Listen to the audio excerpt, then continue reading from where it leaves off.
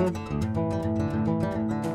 quiet grace of Maureen Morehead's presence echoes in her deeply observant poems. I can only imagine what it might be like to have been one of her students. I am certain very little escapes her, so there'd be no putting anything over on her. And I'd say she demanded a great deal from her students, and I'd wager she inspired them to perform beyond what they might have thought were their limits.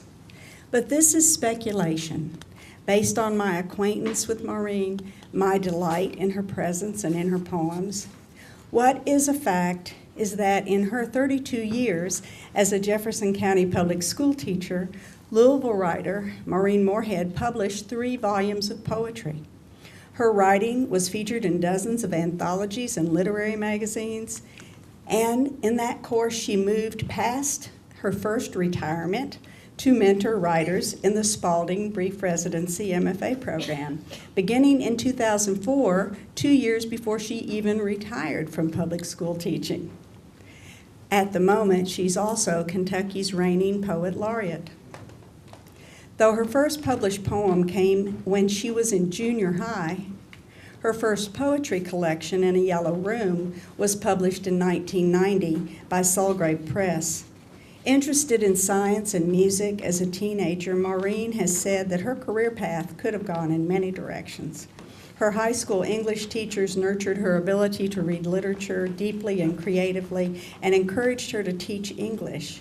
But though she wrote through all of her growing up years encouraged by these teachers along the way, she was in a graduate school class taught by Sina Jeter Naslin, a class of serious and talented writers, before she began to think of herself as a writer too. Morehead, the student, had met a master teacher in Naslin, and the connection was pivotal. With her undergraduate degree and a master's and PhD from the University of Louisville, she was launched simultaneously into teaching and serious writing. And though her class load of 150 students and her drive to push them and herself in the classroom kept her busy, she kept writing. She makes light of this achievement, saying she wrote along with her students, but any of us who have tried to teach and maintain our writing at the same time know what a feat she pulled off during those 32 years of service. She's also taught at the University of Louisville, Western Kentucky University, and was on the faculty of the Kentucky Institute for the Arts and Education, a program designed to help educators integrate the arts into their curricula. Her poems have appeared in national publications such as Poetry Magazine and the American Poetry Review, but I think I can probably best introduce you to the feel of her poems with a quote from Sina Naslin and her observations about my favorite book of Maureen's, A Sense of Time Left. Here's what Sina says about Maureen's poetry. With understatement and language as clear as air, Maureen Morehead acknowledges beauty and its transience. People move from place to place, time passes inexorably, but with the 2 hands of imagination and memory, she holds out the globe of the poem toward us. We notice our breath has been taken away, and we are suspended, more fragile and full of wonder than we were before. Please help me welcome Maureen Morehead.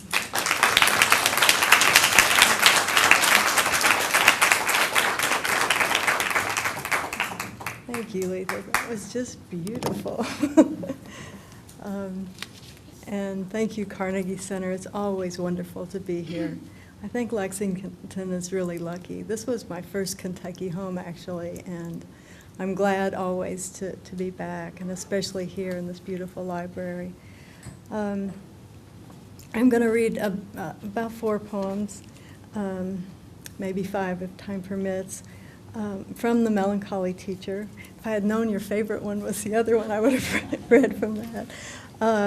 And talk a little bit about how that came about. And I have to tell you that on my way in here, I ran into a former high school student, Martha Grace, who was in her scrubs. She's a resident in ophthalmology, and ran into, a little while later, Laura, who came over. I had her in 2005 and 6, and She just got back from 5 months in Cambodia, and I mean, these people are just amazing. Who wouldn't be inspired by these students that I had? That's just 2 out of probably thousands of them. It's exciting to hear what's happened to them. So anyway, that was a long time going to school in the public schools. I've taught in a lot of different schools, but for the last 14 years, I was at Manual High School, and my routine was to get up around 6 a.m. I should have gotten up about 5:30, but that was almost impossible. I'd get dressed in the same clothes practically every day, just clean ones because I kept buying the same things over and over. Grab something to eat for breakfast, but I wouldn't eat it because I couldn't eat that early in the morning. I'd eat it later on in the day when I was teaching. I'd grab the bag of papers that I had either graded or not the night before, just depending on how I felt about it. And a few other things that I needed. And sometimes, well, at least for 4 years, I'd grab my son, who attended the school where I taught, and we'd be on the road by about 6:40. So the Melancholy Teacher begins with a poem describing such mornings, and I'm going to read that and then go straight into the second poem, which is also a sonnet thinking about the end of that ritual. These poems were all written in about the last 4 or 5 years of my tenure with the public schools. Morning. When I pull out of the dark garage, lit only by the red taillights and the security eye triggered by the rising door, I am leaving behind, this morning in fact, October 17, 5 yellowing hostas, 3 blue ferns, 1 child, 1 husband, sleeping in their quiet rooms. This has been going on for many years. Me on the highway with the other cars, napkin wrapped loosely around my plastic cup, learning a little from NPR. Where I am not, fishermen straighten their silver nets, travelers anticipate their lovers' arms, because bright fires burn brighter there. I'm here. Here, I juggle my bag and purse and lunch and keys. And the next one is called Alacrity. Every Monday morning I would write a list of good old SAT words on the board, and I'd make my students memorize them one night, word for word. And Alacrity was one of my favorite ones. It means cheerful eagerness. But in exactly 14 months, that's 428 days, I am going to Knott's Shoes to buy a pair of Danskos, size 36, just like the brown clogs I'll have on that day, and the black I wore yesterday. I stomped a big spider in the garage. Except these shoes will be red to interrupt the brown, black, beige, gray scheme I've adopted for, what is it now, 30, 35 years? And should you walk into my classroom, say, in October, behold their anxious faces, safe as pumpkin pie, you might query, who is that curious woman? Clearly not what the committee had in mind. It's true to say. So anyway, the Melancholy Teacher is really not about teaching high school. It's a meditation on the writer of Ecclesiastes' thesis, his very cynical thesis that all life is vanity, or the translation I'm just reading now, all life is mere breath. That increase of knowledge is increase of sorrow. So late in the process of writing this book, I needed a poem that established the historical markers of my teaching career and the years preceding it. I wanted one that presents the maturation of a teacher who was a student of classical rhetoric, which is what my doctorate is in and what I taught, and a lover of literature. What's interesting about this poem is it became really autobiographical from about age 5 on, which may be about when, or maybe a little earlier, when the love of literature actually started for me. I remember Mom sitting on the end of our bed reading Alice in Wonderland to us. So I go all the way back to Jacksonville, Illinois in 1956 in this poem. My father decided to become a teacher, and he was a dentist, is a dentist, and went back to school, St. Louis University. His first job teaching was the University of Kentucky, which is how we ended up here in Kentucky. And then he moved to Louisville, to the University of Louisville. So that is in my my poem. You may recognize some rhetorical terms, might not, but these are so much fun. Anaphora is when you repeat words at the beginning of clauses. Loud liar is actually slang for hyperbole, which is an exaggeration. Loose language is slang for polysyndeton, which is Greek for the kind of sentence that it has ands, many ands in it, stringing things together like Hemingway's sentences. Post hoc ergo propter hoc means after this, therefore, because of that, it's a logical fallacy. So those things are in my poem because I taught those. They were so much fun, I thought. I don't know if you did, but anyway. And there are references to many of the writers that we read, Virginia Woolf and Joan Didion and Martin Luther King Jr. and James Baldwin. There are references to those historical markers, and many of them tragic. September 11th, the Virginia Tech shootings, and I'm sure you'll recognize others. So I always take a while to describe this poem because it's really not one that you'd read to people. It's one you want them to read on the page. It's sort of complex, but it's core to this book and to me, so that's why I do go through the whole process of explaining it beforehand. The Melancholy Teacher. At first, it was anaphora, loud liar, loose language, post hoc ergo propter hoc, an angel in the house, a Santa Ana wind, a voice to lift a dying moth. In the beginning, the cooks fatten you up. Not one stick to feign, just skin and bones. If anyone's in the oven, it's you. The principal explodes, frazzled Sestina. That was a school that wanted walls. In the beginning, like a recalcitrant boy, I counted blue tiles on the roofs of the houses on 2nd Street nearby. Nowhere anything neat as a sonnet. 4 walls, 1 clock, school came in, and then the sun, skinny and bare, a slanted rhyme, that ornery fungus that killed the elms.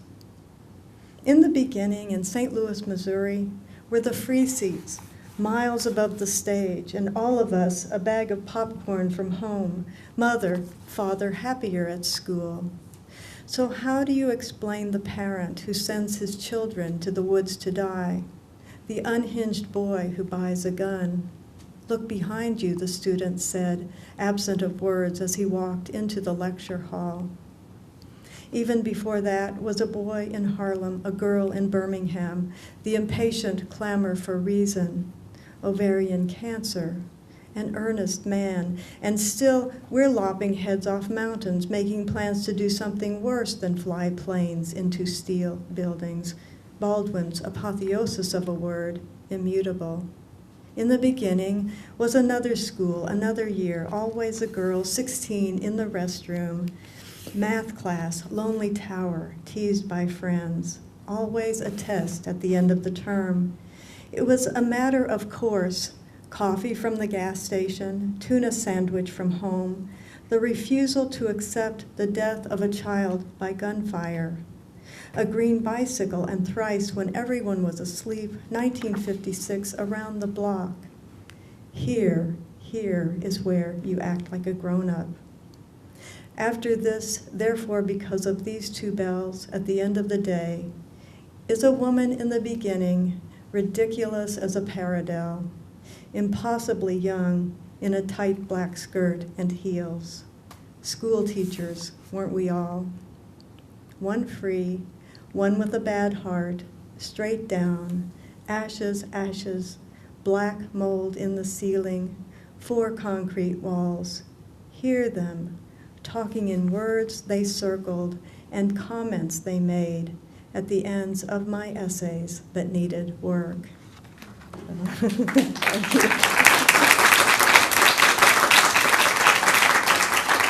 Those last 2 teachers were the ones that I had in high school who really are responsible for me becoming an English teacher. So anyway, one of the worst things I think that could happen to a poet is that you would lose your words. And like all aging people, my memory is going somewhere, especially when you worry about it. If you stop worrying about it, you're okay. Not only that, I was having this anxiety that I guess resulted in me saying one word and meaning another word. Do you do that? Well, you're too young. You don't do it yet.